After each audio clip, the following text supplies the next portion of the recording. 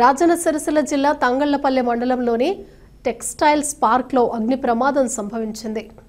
సుభాష్ టెక్స్టైల్స్కు చెందిన power loom గోదాంలో ఒక్కసారిగా మంటలు చెలరేగి ఆస్తి నష్టం జరిగింది.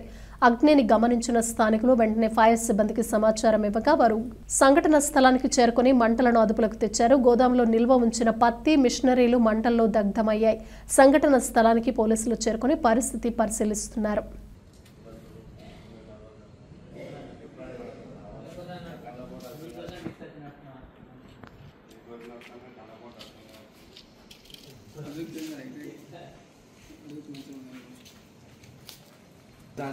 అటు అంటుకున్నది దావి కింద అనుకున్నది అది కింద ఊపిన కింద వారేసింది.